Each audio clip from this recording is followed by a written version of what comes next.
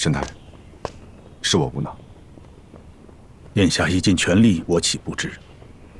要在嘴上跟誉王拼司库，您哪儿拼得过呀？只是看来这次又是一个惨局。沈大人先别着急，从安排全盘到在营出库尚有几日，你我再想想办法，也许还有转机。只怕转机渺茫。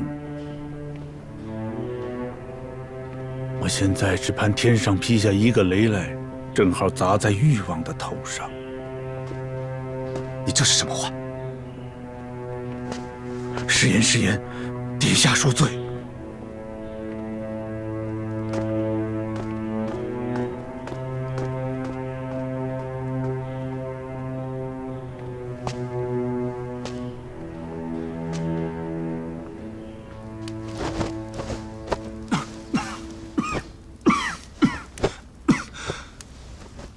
先生可是旧疾又复发了？不碍事的。天气凉了，喉咙有点痒。既然先生抱病在身，那今日不碍事，真的不碍事。喉咙痒不算病。我知道殿下今日的来意。早朝之后，武英殿的事都传开了，蒙大统领来告诉我了。大统领来过？啊，听说我病了。哦不，他听说我喉咙痒，顺道过来看看我。连大统领都知道，而我却……殿下最近这么忙，就不要为这些小事分心了。说是忙，真的要我出力的时候，我却无能为力。朕在一事已成定局，先生又有病在身，就不要多想了。也未必是定局。父皇已经明确指派了誉王，如何不定？沈追情急之下还说，期盼天上能打个雷下来，正好砸在誉王头上。他这句话说的倒不错。若是殿下信我，就安心再等2日。有一个雷正在路上，马上就要砸下来，绝对砸在誉王的头顶。有个雷正在路上，先生莫不是又做了什么未卜先知的事吧？这次受灾的5个州府都不在江左的范围，我得到消息并不比户部快，所以这一次未能事先为殿下筹谋，这是我的疏漏。哎，先生这样说，倒让我惭愧。都怪我，未能在父皇面前抗衡住誉王，才导致现在这个局面。殿下行事方正，但不会趋于顺承，所以皇上觉得殿下没有誉王贴心，这也是无可奈何的事。确实无可奈何啊。誉王那一套，我学不来，也不想学，只好辛苦先生了。皇上对誉王的宠爱由来已久。这不是一朝一夕就能改变的，还望殿下再多些耐心才是。并非我没有耐心，只是眼前这件事情实在是迫在眉睫啊。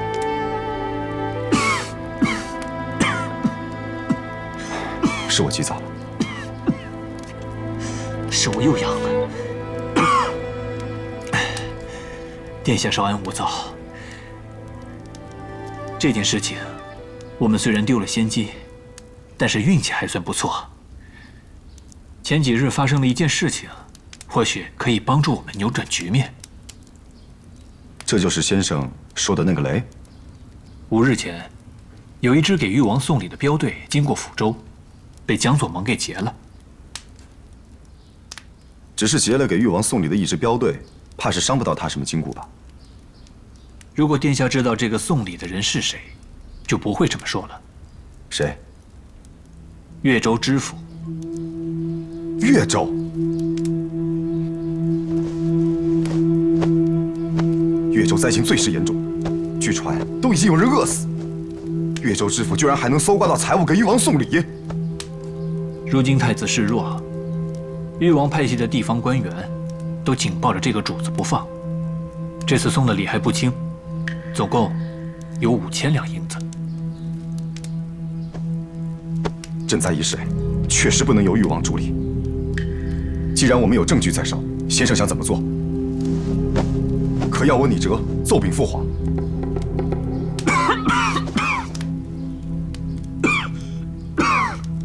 先生又痒了。这次不是痒，看来这是下策。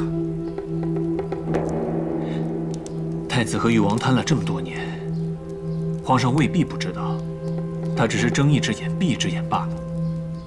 就算殿下把越州知府的事禀报到皇上面前，他最多也就呵斥一顿，根本改变不了什么。可是现在除了陛下，还有谁能约制誉王？除了皇权，还有民心，还有民意。我已经安排好了，不出2日，这桩丑事就会传遍越州城的大街小巷。5000两银子对于高居云端的皇上来说不算什么，但是对于食不果腹的饥民，就没有那么容易接受了。没错，民情民怨一旦成鼎沸之时，必定会触碰到陛下最看重的朝廷脸面。到时候，就算他再偏宠誉王，也不会眼看着他妨碍整个大局的安稳。以往太子和誉王处理赈灾之后的暴乱，最常用的手法就是先全力镇压，然后再扣一个刁民太贪、辜负朝廷圣恩的帽子。可是这一次，赈灾的银两都还没有出库呢，我倒想看看这个誉王还能找出什么新的借口。居然抢到朝廷钱头，到越州去散银赈灾，散的什么银子呢？居然是底下送给你的礼银！哼，州府下令围捕，连差役们都不愿意从命，百姓们更是齐聚府衙门前喊冤。啊！万民书都递到了朕的案头上，到如今不仅是越州，还有周边的一大片，甚至连京城都闹得沸沸扬扬，所有矛头都指向你。你呀，真是给朕长脸！父皇，儿臣冤枉啊！儿臣并不知道越州知府为什么要送礼给儿臣，他往年没有送过的。臣倒听不懂了。按照殿下的说法，以往丰年的时候，这位越州知府从没有往京城送过礼。今年乃大灾之年，整个越州几乎颗粒不收。怎么这位知府大人倒想起做这种事了？若真是如此，他这个人脑子可糊涂得紧啊！倒不知他当时是怎么当上这个父母官的。往年你收些利礼，只要不过分，朕也就不管了。可是今年是个什么光景？怎么就不知道收敛点？父皇，京城这么些个皇子，单凭这几个劫匪的说辞，怎么就硬扣下来说这礼银是送给儿臣的呢？儿臣实在是不服啊！回禀陛下，臣也怕外间传言有不实之处，委屈了殿下，所以与吏部合计，发出紧急邸报，命河间巡抚立即赶往越州查证。这是返回的奏报，请陛下过目。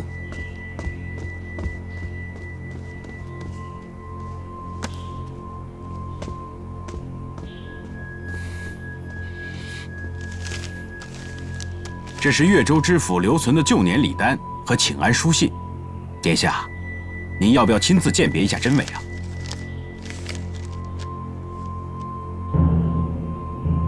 父皇，行了，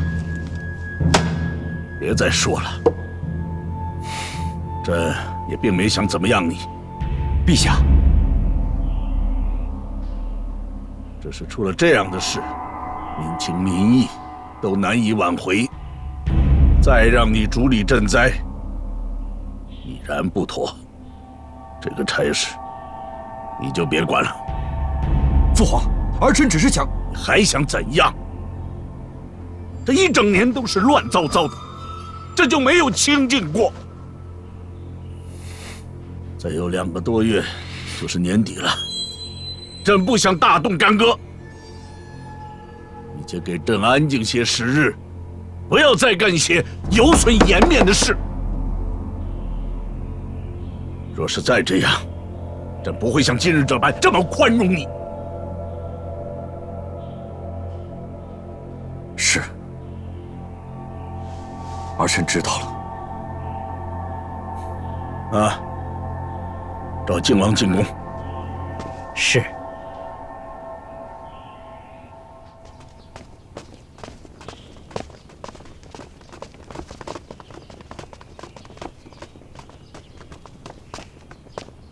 靖王殿下，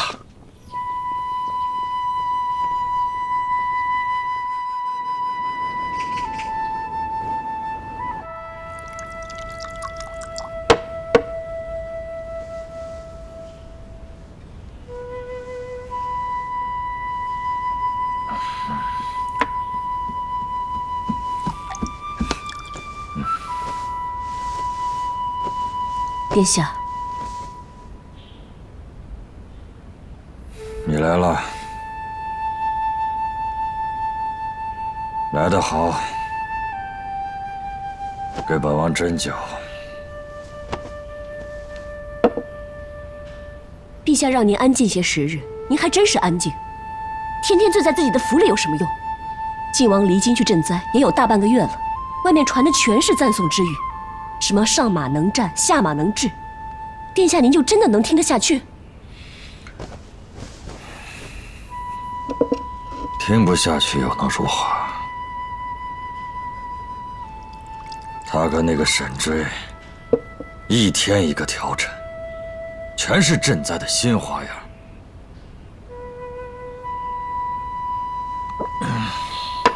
父皇纵容，满口都在夸他。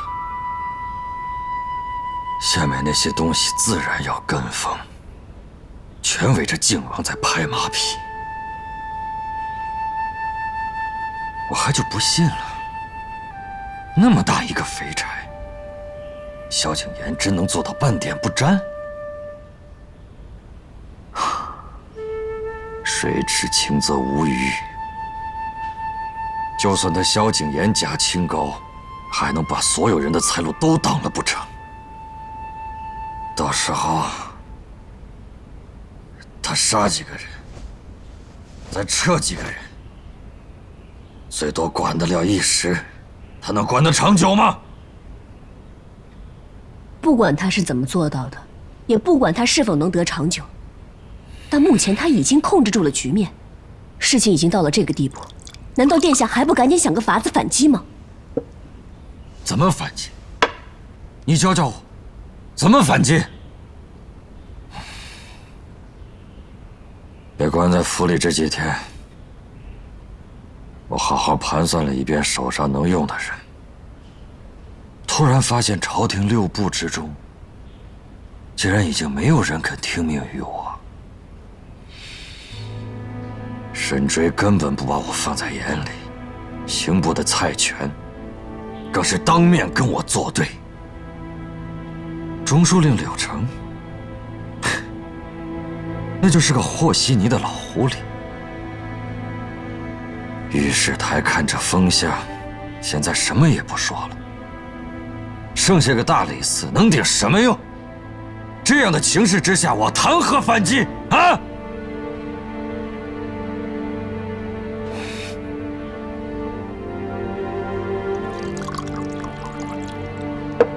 得麒麟才子者，可得天下。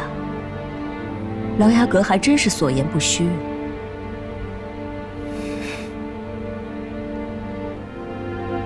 去年秋天，江左梅郎刚刚入京时，殿下您是什么情形？靖王是什么情形？现在1年多过去了，到底是谁得了麒麟才子？这不是一目了然吗？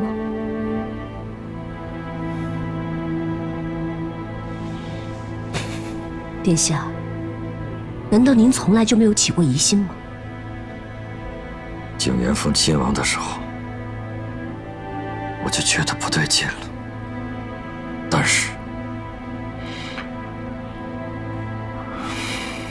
毕竟梅长苏立了不少功劳，曾经替我铲除了谢玉这个一品君侯，拔掉了我眼中之刺。梅长苏铲除了谢玉，真的是为了殿下您吗？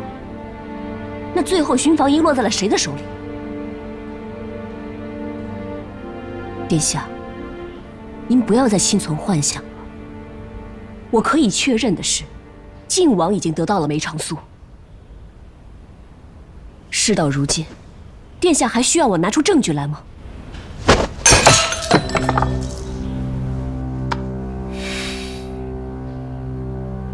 说起来，这位梅宗主还真是了不得，有决断，敢选人，也会调教。当时，殿下和太子皆是如日中天，可他偏偏就敢选中了被放逐多年的靖王。若无他的匡助，萧景琰几时才能挣到如今的地位？现在宫中的局势也变了，岳贵妃失势，静妃上位，她闷声不响的这些年，皇后娘娘何尝把她放在眼里？不料想一朝得势，竟是这般的难对付。是啊，这个静妃，以前还真是小瞧了她。皇后娘娘软的硬的都使了，可她就像一团棉花一样，压不扁，揉不烂，根本无从使力。是我小瞧了这对母子，原来以为只是羊，结果却是两只狼。那既然知道是狼，殿下打算如何应对？难道就这么认输吗？当然不会。萧景琰一朝得势，能有什么根基？本王连太子都能扳得倒，何愁死不遂他一个五竹亲王？等这趟赈灾的大差事办完，靖王又有了新功，只怕陛下又会加封。到时再添2颗珠子，靖王可就跟殿下您一模一样，完全比肩了。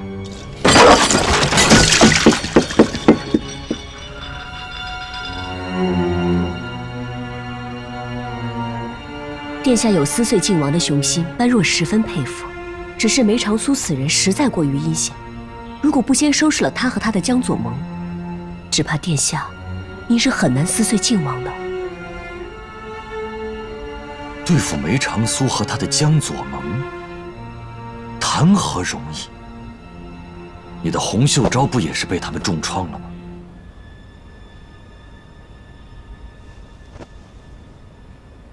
我的洪秀昭却已零落，这一局算是我输了。但是我输了不重要，殿下您的大业可万万不能毁在这位麒麟才子的手上。想想这么长时间的欺瞒与利用，殿下难道忍得下这口恶气吗？看来你是来行激将之法的。也罢，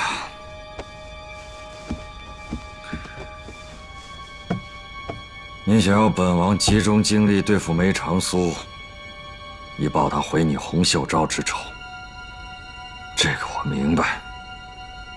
若论愤恨，难道我不比你更恨他吗？但是朝中局势早已大变，现在不只是对付梅长苏那么简单。殿下的意思是，若是在1年多前，只要折了这位麒麟才子，靖王便再无出头之路。只是如今我这个七弟已非池中之物，看似没有结党，其实朝中的支持却异常稳固，并非单单只靠一个梅长苏。殿下这么说，是要放任梅长苏不管吗？当然不会。可他梅长苏再怎么厉害，终究只是一个谋士。与其先对付梅长苏，不如釜底抽薪对付靖王。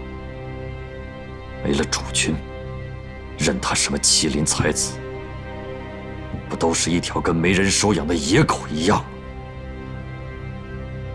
那殿下打算从何处下手？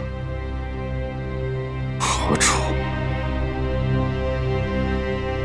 梅长苏的弱点我不知道，但是萧景琰的痛处却是明明白白的。这10多年来，他被父皇厌弃，根源何在？是他笨吗？不会办差吗？还是他犯了什么错？都不是。相反的，他是屡立战功，辛劳不断，但父皇就是不赏。而这不赏的原因，还不是那桩梗在父子们心头谁也不愿意退让的旧案吗？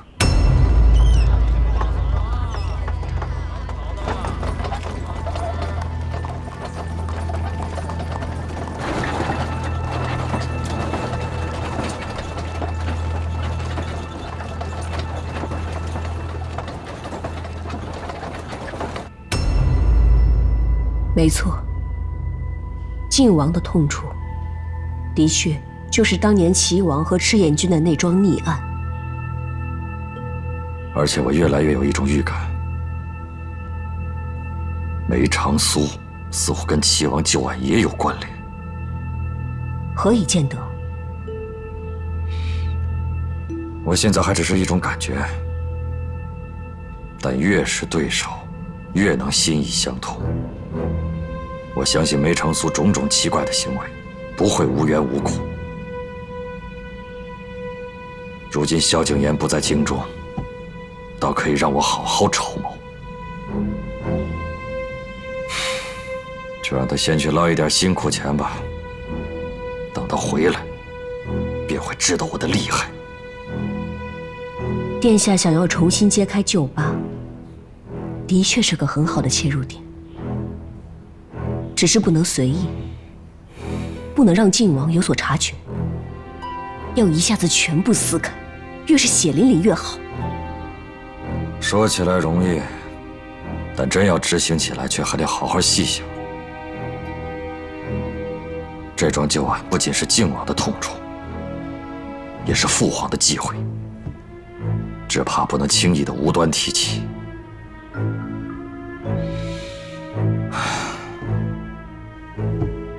现在要是能够再有个什么契机就好了。契机吗？般若眼光短浅，暂未看到，只怕不能为殿下解忧了。不过，我倒是为殿下想到了一位绝佳的好帮手。谁？玄镜司本代首尊夏江。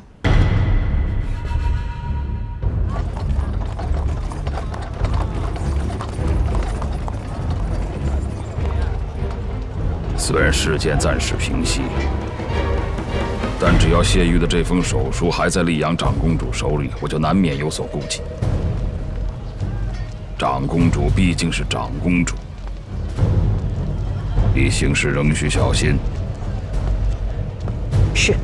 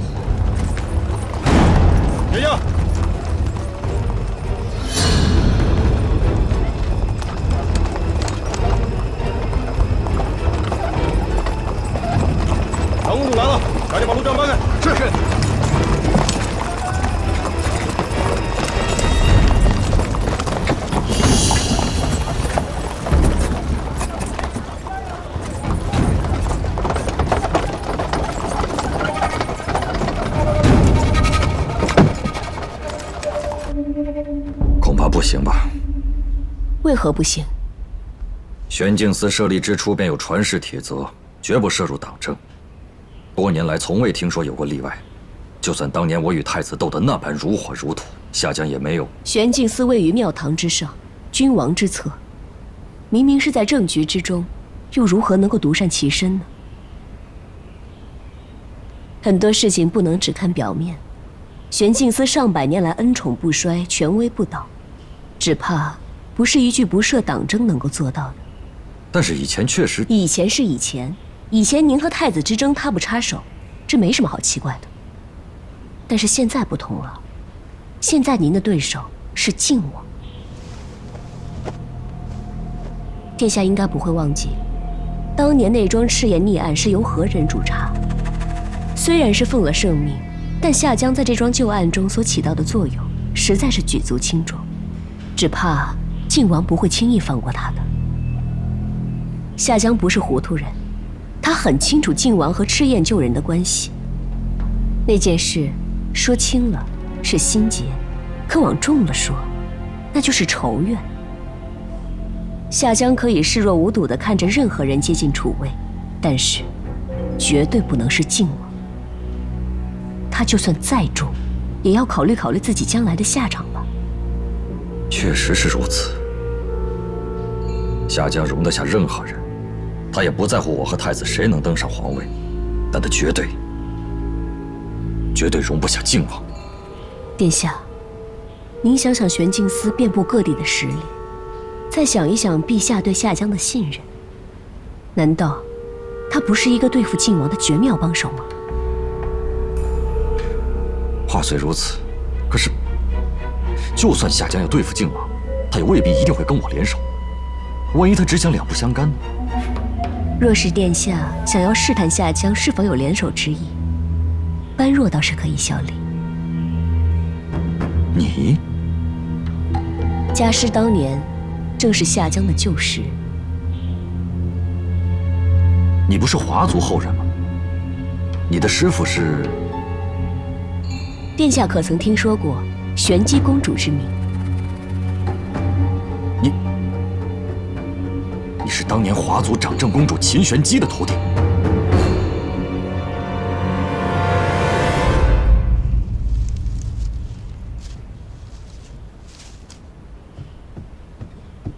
娘娘，内廷司的皇主司请见。请他进来吧。是。皇主司，请进吧。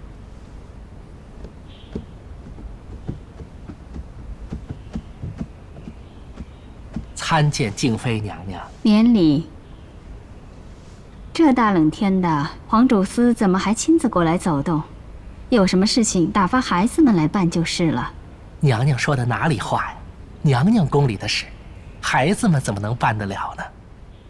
都是皇主司调教出来的聪明孩子，哪个就办不得了？娘娘过奖了。娘娘，这做的又是什么新奇的点心啊？不过是刚刚摘下的茶花，做个太师饼罢了，算不上什么新奇。这新鲜才开的茶花要经过筛选，剥瓣取蕊，又费手工又费心思。这宫里啊，唯有娘娘才有这巧思和手艺呢。都是寻常点心，皇主司过奖了。快把给娘娘的东西呈上来，让娘娘过过目。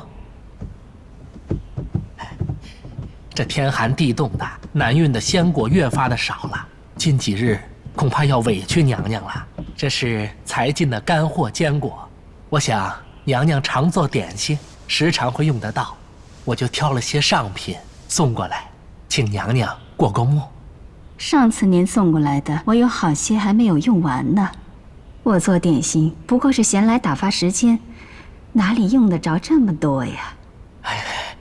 这是内廷司照例应当供奉的，娘娘您就看上两眼，挑几样勉强能用的留下来吧。好。这个。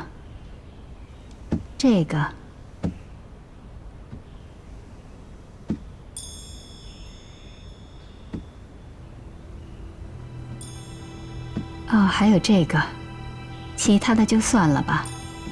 多谢皇主司好意。娘娘客气。小心带他们下去吧。是娘娘。跟我来吧。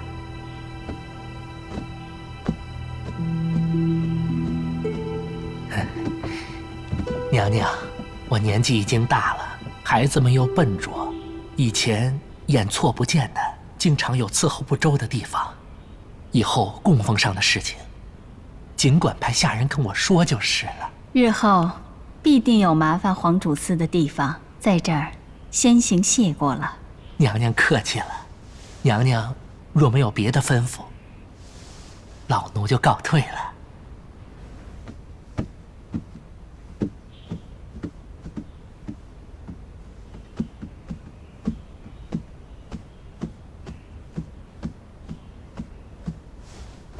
娘娘，这一向内廷司送的针子都不太好吗？怎么这么问？以前娘娘隔几日就要做一次针子酥的，可最近几次内廷司送来的干果中，您选的都是其他东西，所以我想，大概是这几次的针子都不好吧。景年的口味变了，这一向我要做些别的给他吃。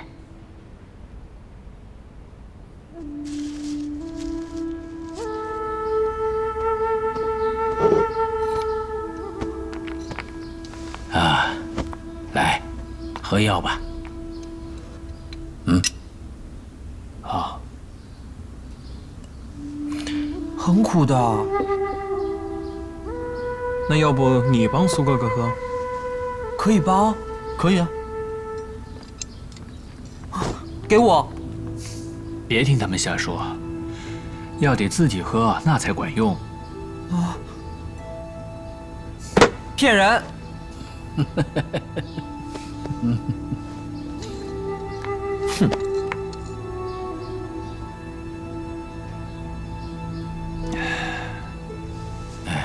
药力起效还有一阵子，你先坐坐吧。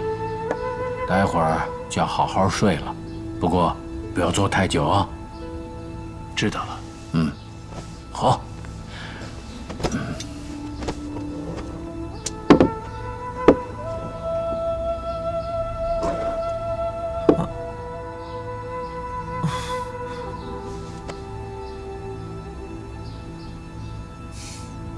快吃完了。你可知道，在靖王殿下回来之前，你可都没有这个点心吃了。知道，你说过。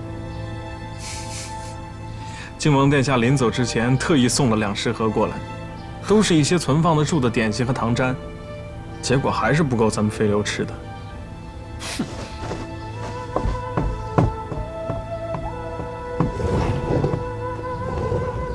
宗主，这个食盒有什么不对吗？好像每次飞流拿过来，您总有些忧虑。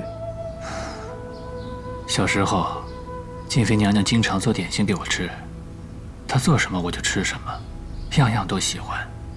但唯独有一样我是吃不了的，那就是榛子酥。哪怕只吃一点儿，我都会喘不过气来，浑身发红，非得灌下药，把它吐出来才会好。这个练少阁主特意嘱咐过，所以每次拿过来我都检查了，从来没放过榛子酥。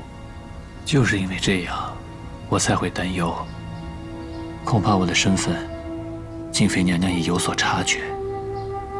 可是，榛子也不是做点心常用的东西，静妃娘娘要是不放，应该也没什么奇怪的吧？你们有所不知，榛子酥是靖王殿下最爱吃的点心，静妃娘娘几乎每次都会做。因为这件事，我还曾经找机会，刻意的套过靖王殿下的话。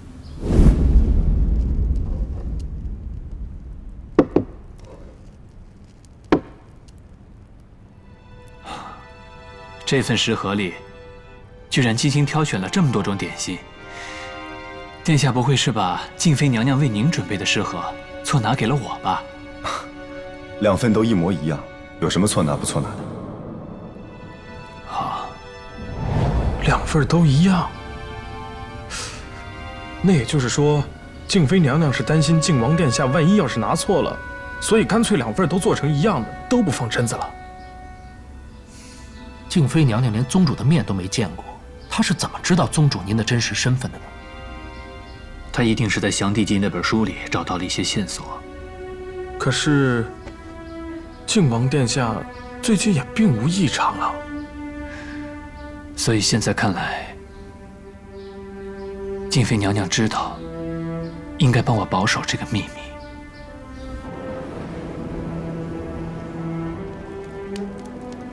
天色如此阴沉，这雪却下不大。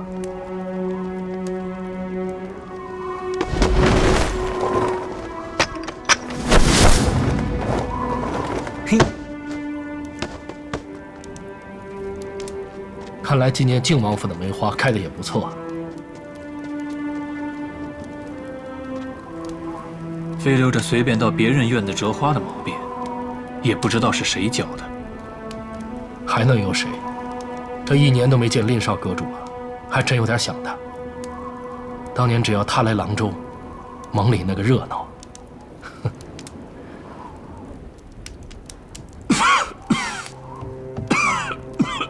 宗主，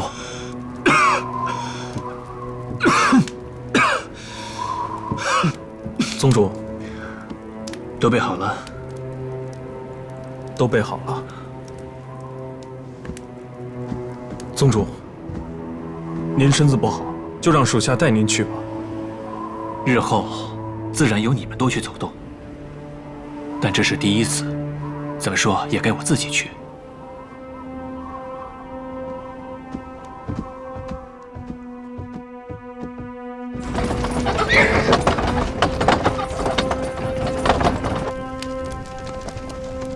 13先生，宗主的意思是先将妙音房关闭。我也是这么想的。依礼制，国丧期间全国禁止演乐，妙音房也不能开门迎客，所以啊，来往就不方便了。西市那边的乐器铺子开了已有半年，已经不再引人耳目，以后有事去那儿比较方便。是，这儿没什么事了，你回去吧。属下告辞。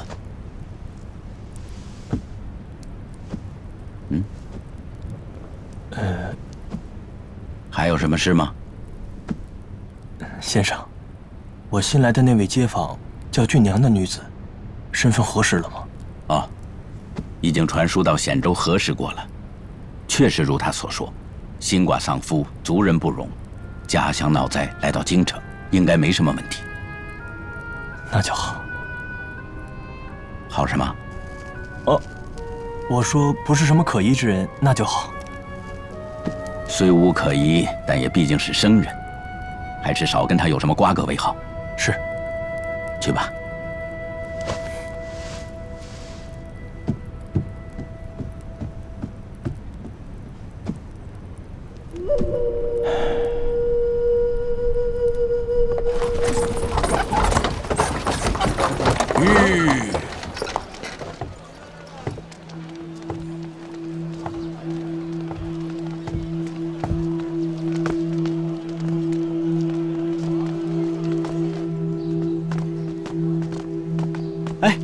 苏兄，这么冷的天，你怎么过来了？于禁，严侯也在府上吗？我有事找他商量。在的，里面请吧。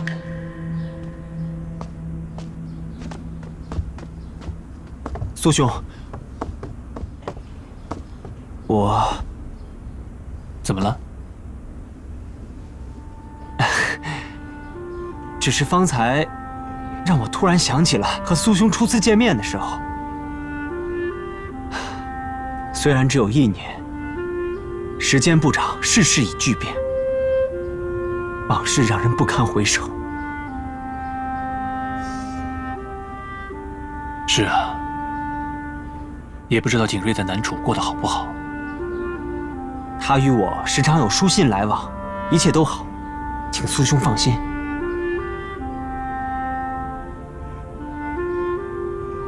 苏兄，不管你今日与家父商量何事，家父会做怎样的决定，我想他都有他的道理。里面请。